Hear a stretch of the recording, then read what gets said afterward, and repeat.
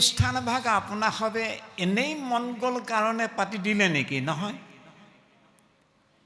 আপোনাৰ হবত বাসুদেৱ শক্তি মৰ্মে মৰ্মে শিৰাই শিৰাই ৰোমৰ ৰন্ধে ৰন্ধে প্ৰবাহিত হৈ আছে। এভাগেই শক্তি, সেইভাগ হ'ল বাসুদেৱ শক্তি। সেইকাৰণে ভাগৱত গ্ৰন্থই আপোনাসৱক সৰ্বপ্ৰথমে প্ৰশংসা কৰিছে।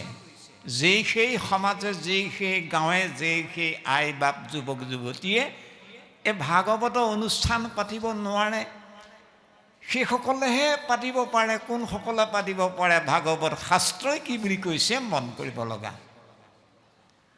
অ ৰাম বাসুদেৱ অংশ আছে যাৰ শৰীৰত,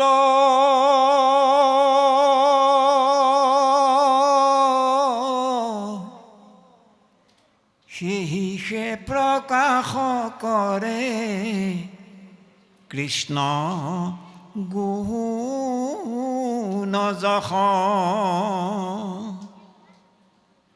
আপোনাৰ খাবতে হেনো বাসুদেৱ শক্তি বিৰাজমান হৈ আছে। সেইকাৰণেহে সেহিহে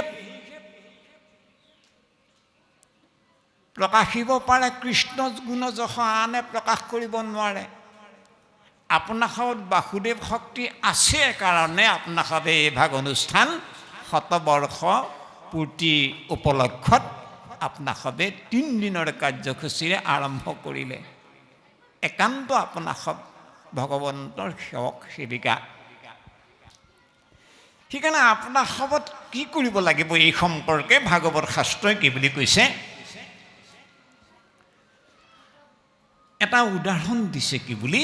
কেনেকেনো ভকতসকলে ভগৱন্তৰ গুঞ্জক কিয় চৈতন্য কৰে, কি শক্তিক হৃদয়ত ধাৰণ কৰি কৃষ্ণ শক্তি প্ৰকাশ কৰে, তাৰ এটা উপমা দিছে, মন কৰিব। অ ৰাম সূৰ্য ৰেখে তেজে চক্ষু, দেখয় সূৰ্যক সেহি মতে কৃষ্ণ শক্তি জ্বলাৱে কৃষ্ণক। সূৰ্য ৰেখে তেজ মানে সূৰ্য শক্তি। আমাৰ চক্ষুৱে আমি কওঁ, আমি বোলে দেখোঁ, চক্ষুৰে দেখোঁ। চক্ষুৰে যদি দেখে, অন্ধকাৰ নামি আহক, লাইট নাথাকক, পোহৰ নাথাকক, আমি দেখিম নে নেদেখিম? নেদেখোঁ। আৰে চকুৱেতো দেখে বুলি কৈছিলে ন, আন্ধাৰ হ'ল বুলি এইটো দেখিব লাগিছিল। নেদেখোঁ। কেলে নেদেখোঁ? আমাৰ চকুৰ নিজা দৃষ্টিশক্তি নাই। ই বেলেগ এটা দৃষ্টিশক্তি ধাৰণ কৰি লৈ হে দেখিব পাৰে। সেইটো হ'ল সৌৰ শক্তি, সূৰ্য শক্তি। যিদৰে আমি সূৰ্য শক্তিক আমাৰ চকুৱে ধাৰণ কৰি লৈ আপোনাক মোক এই বিনন্দীয়া সংসাৰখনক আমি দেখিব পাৰোঁ, আনহে নালাগে সূৰ্যটোকো চাই পঠিয়াব পাৰোঁ। সূৰ্য ৰেখে তেজে চক্ষু দেখয় সূৰ্যক। যিদৰে সূৰ্য শক্তিকে আমাৰ চক্ষুৱে ধাৰণ কৰি সূৰ্যটোকে চাই পঠিয়াব পাৰে, চাব পাৰে, আপোনাক মোক চাব পাৰে, ঠিক তেনেধৰণে সেহি মতে কৃষ্ণ শক্তি জ্বলাৱে কৃষ্ণক। আপোনাৰ সবত কৃষ্ণ শক্তি আছে, ঈশ্বৰ শক্তি আছে, গুৰু শক্তি আছে, দেৱ শক্তি আছে, নাম শক্তি আছে, ভকত শক্তি আছে। কাৰণে আপোনাৰ সবে সেই গুৰুদেৱ নাম ভকত শক্তিকে হৃদয়ত, ঈশ্বৰ কৃষ্ণ শক্তিকে হৃদয়ত ধাৰণ কৰি কৃষ্ণ শক্তিক আজি জ্বলোৱাৰ শক্তি সামৰ্থ্য আপোনাৰ সবে লাভ কৰিছে, প্ৰকাশ কৰিব পাৰিছে, নহ'লে নোৱাৰে। গতিকে আপোনাক সবক এতিয়া কি কৰিব লাগিব এই সম্পৰ্কত ভাগৱত শাস্ত্ৰই কি বুলি কৈছে মন কৰিবলগীয়া।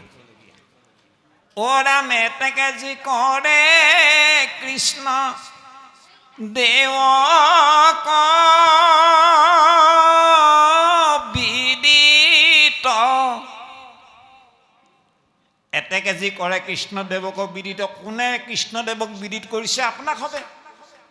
আমি আপোনাক হবৰ আজ্ঞাবহ ভিত্ত, দাস আৰু দাস। আপোনা খাবৰ কিংকৰৰ কিংকৰ ভিতৰে ভিত আমাৰ গৰাকী আপোনা খাব আপোনা খাবহে এই ভাগ কৰিছে এতেকে যি কৰে কৃষ্ণদেৱক বিদিত নকৰিব নৰ বুদ্ধি তাংক কদাচিত আপোনা খাব সামান্য নৰ নহয় কেৱল নৰ নহয়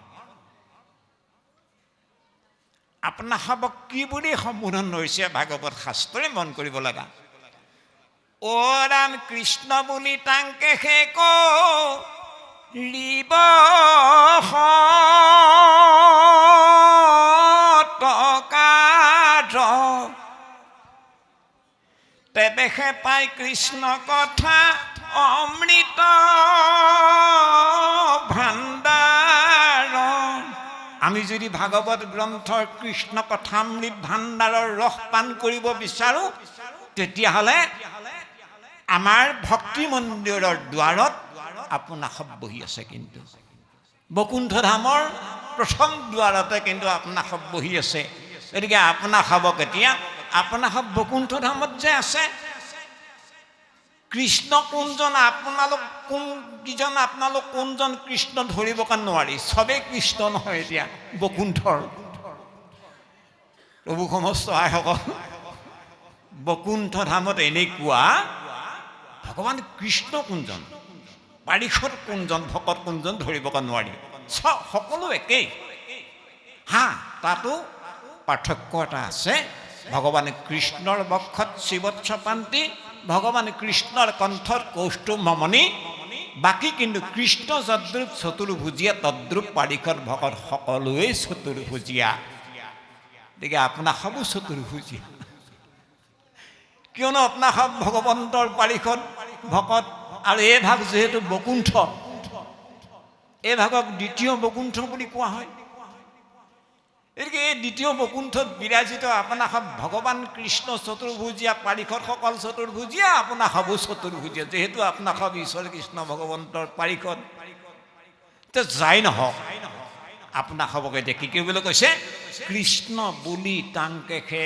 কৰিব শতকাৰ তেবেহে পাই কৃষ্ণ কথা অমৃত ভাণ্ডাৰ ভাগৱত গ্ৰন্থৰ কৃষ্ণ কথা অমৃতৰ ভাণ্ডাৰ খুলিবৰ কাৰণে অমৃত পান কৰিবৰ কাৰণে আপোনা সব ভকত বৈষ্ণৱ আই বাপক অৱহেলা কৰি যদি বকুণ্ঠ ধামৰ কোনোবা এটা স্তম্ভত মানে মূৰ মাৰিও দিয়ে তবু ভগৱন্তক সন্তোষ কৰিব নোৱাৰিব কেলে আপোনা সবত অৱহেলা যদি হৈ গ'ল গতিকে আপোনা খবৰ জৰিয়তে আপোনা খবৰ অকণমান সুভাষিকৰ মাধ্যমেদিহে অকণমান হয়তো আমিও ভাগৱত গ্ৰন্থৰ অমূল্য ৰত্ন প্ৰকাশ কৰাৰ শক্তি সামৰ্থ্য এই অধমৰ নাই তথাপিতো আপোনা খবৰ অকণমান যদি সুভাষিক কৃপা যদি পাওঁ তেতিয়াহে আমি অকণমান দুই এটি কথা প্ৰকাশ কৰাৰ কাৰণে আঁত ধৰাৰ সুবিধা অকণ নিশ্চয় পাম যাই নহওক প্ৰভু সমস্ত আপোনা সবে আমাৰ আজি ভাগৱত গ্ৰন্থৰ আমাৰ পাঠাচাৰ্য প্ৰভুৱে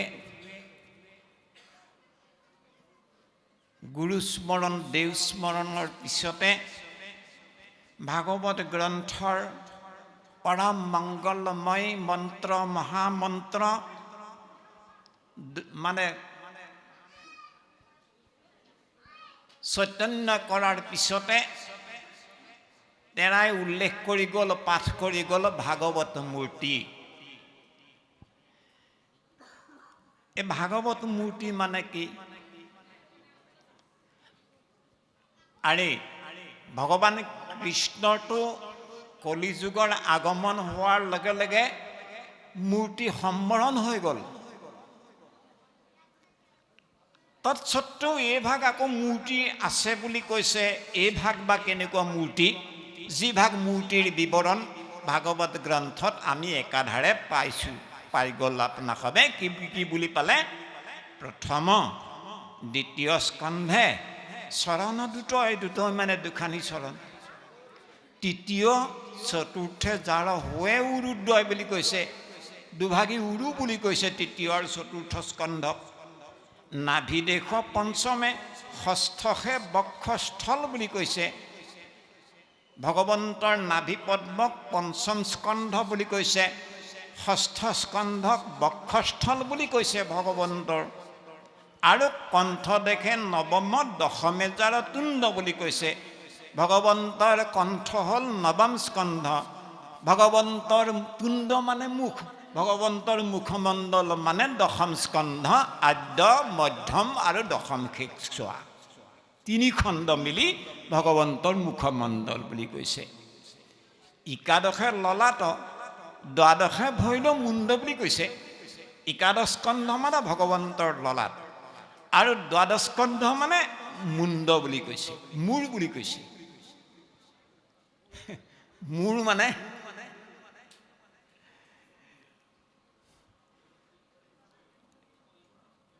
আমি যে কওঁ আমাৰ মূৰ, এই মূৰ শব্দটো লিখিবলৈ হ'লে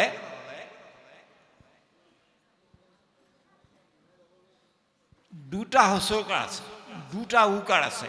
এটা হচৌকাৰ, আনটোক দীঘৌকাৰ বুলি কোৱা হয়। বোলে গাঁওখনৰ মূৰ, বোলে মোৰ মূৰ, এতিয়া গাঁওখনৰ মূৰ, বোলে মাৰিডালৰ মূৰ, বোলে নহয় মোৰ মূৰ বা আপোনাৰ মূৰ, ক'ত কোনটো উকাৰ লগাব লাগিব? মাৰিডালৰ মূৰ মানে সিফালে আৰু নাই আৰু শেষ আৰু, গতিকে মদ হচৌকাৰে মূৰ, তাত হচৌকা আহিল। আমাৰ মূৰ মানে মানে ইয়াত এখন দৰ্জা আছে, যাক ব্ৰহ্মৰন্ধ্ৰ বুলি কোৱা যায়। এই দৰ্জাখন খোল খাই আছে। দীঘৌকাৰটো লিখোঁতে চাবচোন হচৌকাৰটোৰ দৰে তলা মাৰি দিয়া নাযায়। দীঘৌকাৰটোত মানে পাকটো আনি এনেকৈ দৰ্জা এখন তাত ৰখা যায়।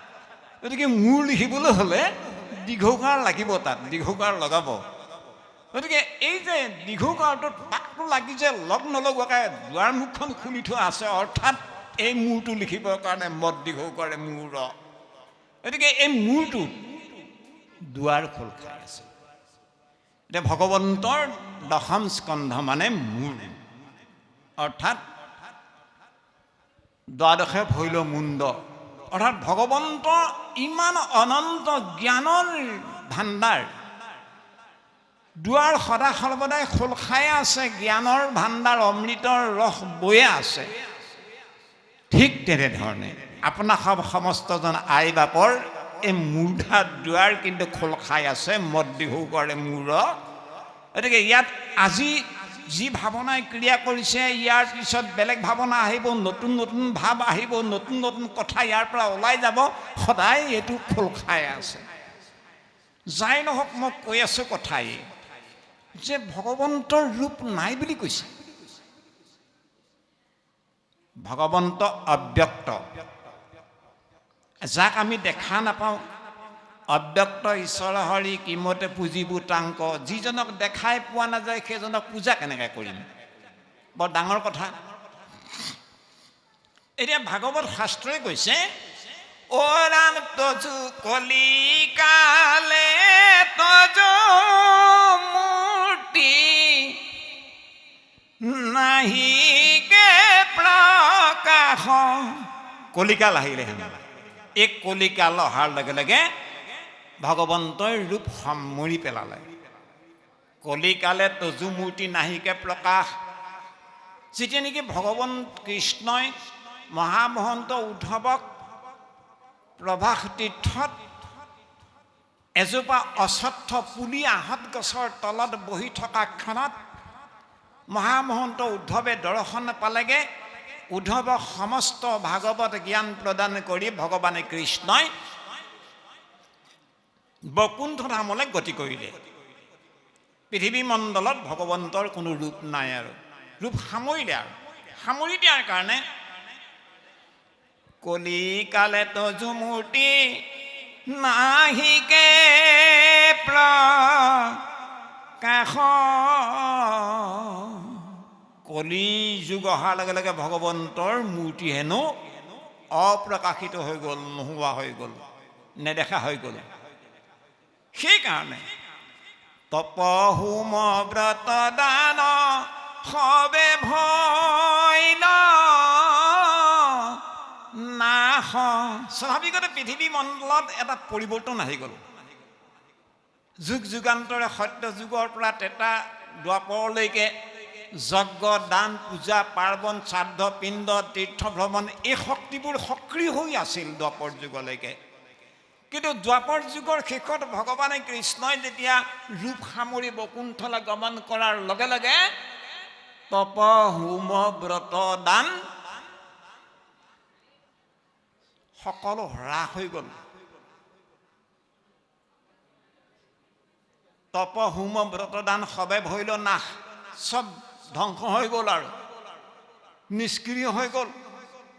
তপশক্তি নোহোৱা হ'ল, দানশক্তি নোহোৱা হ'ল, তীৰ্থশক্তি নোহোৱা হ'ল, যাগ যজ্ঞ পূজা পাৰ্বণ শ্ৰাদ্ধ পিণ্ড শক্তি সকলো নিৰ্জান হৈ গ'ল। থাকিল কি? এভাগে থাকিল। কোন ভাগ? নাম। অ ৰাম নামতে বিশ্বাস কৰি ভজে চৰণতে কাষ্ঠতে মথিয়াই অগ্নি তোলে যেন মতে। যেনেকৈ দুডাল কঠিন কাঠ ঘঁহাই থাকিলে ঘড়ীখন কৰিলে জুই বাজ হৈ যায়, ঠিক তেনেধৰণে আমি যদি কায় মনোবাক্যে সঁচা অৰ্থত শুদ্ধ এখন পবিত্ৰ এটি মন লৈ নামত যদি বিশ্বাস কৰোঁ, নামক যদি ভজোঁ, নামত যদি আশ্ৰয় লওঁ, নামক যদি হৃদয়গত কৰোঁ, নামত যদি শৰণাপন্ন হওঁ, তেতিয়াহ'লে গুৰুৰ শৰণাপন্ন হ'লে, দেৱৰ শৰণাপন্ন হ'লে, নাম ভকতত শৰণাপন্ন হোৱাৰ লগে লগে যেনেকৈ দুডাল কঠিন কাঠ ঘড়ীখন কৰি অগ্নিবাজ কৰি দিয়া হয়, ঠিক তেনেকৈ এতিয়া কলি যুগত যিমান পৰিমাণে আমি নাম পৰায়ণ হ'ব পাৰিম, নাম প্ৰয়াসী হ'ব পাৰিম, সিমান পৰিমাণে আমি ভগৱন্তৰ কৃপা লাভ কৰাৰ ৰাস্তা মাথোন কেৱল নাম, কেৱল শব্দ।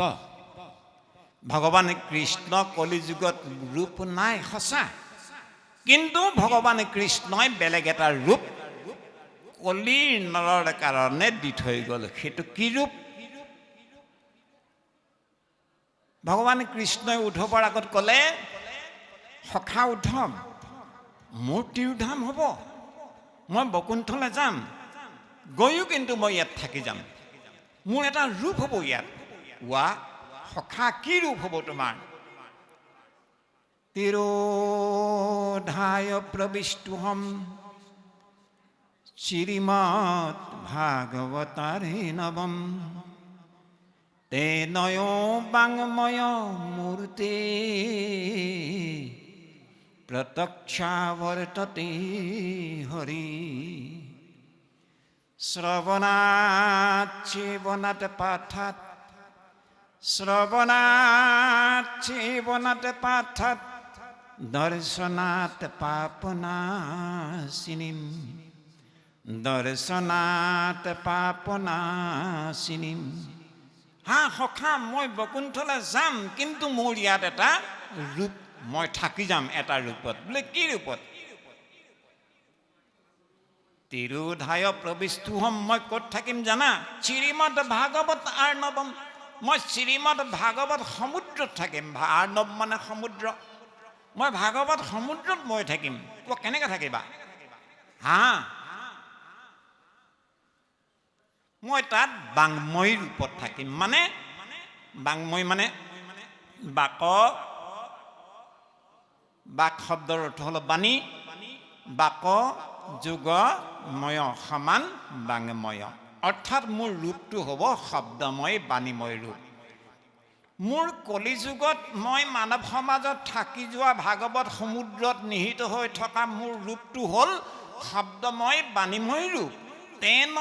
তেনেহেন বাণীময় ৰূপত প্ৰত্যক্ষাৱৰ্ততে হৰি, মই তোমাৰ আগত কথা দিলোঁ যে মই কলিযুগত মই বাণী ৰূপত মই ভাগৱত গ্ৰন্থত মই কথা দিলোঁ থাকিম। সেইকাৰণে যি ভাগৱত গ্ৰন্থৰ শব্দ বাণী ৰূপত ভগৱান কৃষ্ণ ৰূপায়িত হৈ আছে কাৰণে তেনয় বাংময় মূৰ্তি প্ৰত্যক্ষাৱৰ্ততে হৰি। তেনেহেনে বাংময় মূৰ্তি ভাগৱত গ্ৰন্থত প্ৰত্যক্ষভাৱে হৰি থাকিব। সেয়েহে শ্ৰৱণাত যদি সেই ভাগ গ্ৰন্থ কোনোবাই শ্ৰৱণ কৰিলে, সেৱনাত যদি সেৱা ধৰিলে ভাগৱত গ্ৰন্থত, পাঠাত যদি পাঠ কৰিলে ভাগৱত গ্ৰন্থক, আনহে নালাগে দৰ্শনাত পাপনা চিনিম। কোনোবাই যদি দৰ্শনহে কৰি গ'ল তৎসত্বেও পাপ বিনাশ হৈ যাব। ইমান জাগৃত, ইমান মহামহত্বপূৰ্ণ ভাগৱত গ্ৰন্থ, এই শব্দময়ী বাণীময়ী ভগৱন্তৰ প্ৰথম দ্বিতীয় স্কন্ধ মানে দুখানি চৰণ, তৃতীয় চতুৰ্থ স্কন্ধ মানে উৰুদ্ৰয় বুলি কৈছে বাণীমূৰ্তি ভগৱন্তৰ, আৰু পঞ্চম স্কন্ধ মানে বাণীমূৰ্তি ভগৱন্তৰ শব্দময়ী ভগৱন্তৰ নাভি দেখ বুলি কৈছে। ষষ্ঠ স্কন্ধ মানে বক্ষস্থল বুলি কৈছে। সপ্তমে অষ্টমে দুখা কৰ কমল বুলি কৈছে। কণ্ঠ দেখ নৱম স্কন্ধ বুলি কৈছে। এইধৰণে আমাক শব্দময়ী বাণীময়ী নাম মূৰ্তি ভগৱন্তৰ এভাগে ৰূপ আমাক ভাগৱত মূৰ্তি অধ্যায় শিতানত আমি দেখিবলৈ পাওঁ। প্ৰভু সমস্ত ইয়াৰ পিছত পাঠৰ আধাৰত আপোনাসৱে এভাগ বিষয় পালে, যি ভাগৰ নাম মংগলাচৰণ। মংগল যোগ আচৰণ সমান মংগলাচৰণ। সন্ধিৰ এটা নিয়ম আছে। প্ৰথম শব্দৰ অন্ত্য বৰ্ণটো যদি অকাৰ হয়, দ্বিতীয় শব্দৰ আদ্যাক্ষৰটো যদি আকাৰ হয়, প্ৰথম শব্দৰ অন্ত্যবৰ্ণ অকাৰ আৰু দ্বিতীয় শব্দৰ আদ্যাক্ষৰ আকাৰ দুইটা লগ্ন হ'লে আকাৰেই হৈ যায়। মংগল বুলি কওঁতে অন্ত্য স্বৰটো হ'ল অ, মংগল। আচৰণ বুলি কওঁতে শব্দভাগৰ আদ্যাক্ষৰটো হ'ল আ। এতিয়া মংগল যোগ আচৰণ সমান মংগল আচৰণ। দেৱ যোগ আলয় সমান দেৱালয়। গতিকে এতিয়া মংগলা অৰ্থাৎ মংগল আচৰণ কি কৰিলে আমাৰ মংগল আচৰা হ'ব? কাক আশ্ৰয় ল'লে, কাক ভজিলে, কাৰ গুঞ্জক শ্ৰৱণ কীৰ্তন কৰিলে আমাৰ মংগল সাধন হ'ব? সেই কথাখিনি মংগলাচৰণ প্ৰথম পদে আমাক ঘোষণা কৰিছে। কি বুলি কৈছে? কাৰ আমি আশ্ৰয় ল'ব লাগিব, আমাৰ মংগল সাধন কৰা লোকজন কোন, সেইজনৰ বিষয়ে প্ৰকাশ কৰিছে মংগলাচৰণৰ প্ৰথম নম্বৰ পদকেইজোকাই। কি বুলি কৈছে? অ ৰাম জয় জয় কৃষ্ণ কৃপা ময় মহেশ্বৰ, যাৰ আজ্ঞাশিৰে বহে ব্ৰহ্মা হৰিহৰ। চাওকচোন, কাক দৰ্শাইছে, কাৰ জয়কাৰ ঘোষণা কৰিছে, সেইজন কেনেকুৱা বুলি কৈছে? জয়কাৰ ঘোষণা কৰিছে এজনৰ, সেইজন কোন? কৃষ্ণ। ভাগৱত গ্ৰন্থৰ মংগলাচৰণ প্ৰথম নম্বৰ পদ জোকাই এজনৰহে জয়কাৰ ঘোষণা কৰিছে, সেইজন কোন? কৃষ্ণ। জয় জয় কৃষ্ণ কৃপা ময় মহেশ্বৰ, যাৰ আজ্ঞাশিৰে বহে ব্ৰহ্মা হৰিহৰ। যিজন কেনেকুৱা বুলি কৈছে? কৃপাময় বুলি কৈছে। যিজন কৃষ্ণ কেনেকুৱা বুলি কৈছে? মহেশ্বৰ বুলি কৈছে। যাৰ আদেশ কোনে কোনে পালন কৰে? ব্ৰহ্মা হৰিহৰই পালন কৰে বুলি কৈছে। গতিকে সেইজনৰ গুঞ্জক শ্ৰৱণ কীৰ্তন কৰিলে হেনো আমাৰ জীৱন সাৰ্থক হ'ব, আমাৰ গৃহস্থী জীৱনত মংগল সাধন কৰা হ'ব। সেইজনৰ বিষয়ে তুলসীদাসী ৰামায়ণত তুলসীদাস মহাৰাজে কি বুলি কৈছে ৰামায়ণ গ্ৰন্থত, আৰু পাৰ্বতীৰ আগত মহাদেৱ শংকৰে কি বুলি কৈছে, মংগল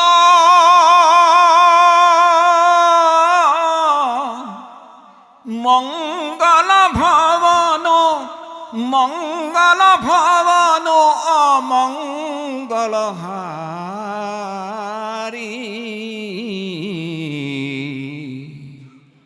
উমা সহিত যোগী উমা সহিত যোগী জপত পুৰাৰী।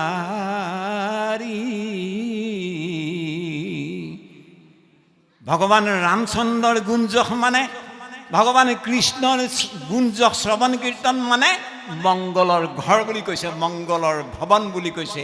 ভগৱান কৃষ্ণৰ গুণানুকীৰ্তন মানে সকলো অপায় অমংগল দূৰ কৰাৰ একমাত্ৰ মহামৌষধ বুলি কৈছে। সেইকাৰণে মহাদেৱ শংকৰে পাৰ্বতী উমাক লগত লৈ সদা সৰ্বদাই এজনকে আৰাধনা কৰি থাকে, সেইজন হ'ল ভগৱান কৃষ্ণ, ভগৱান ৰামচন্দ্ৰৰ গুণ গৰিমা।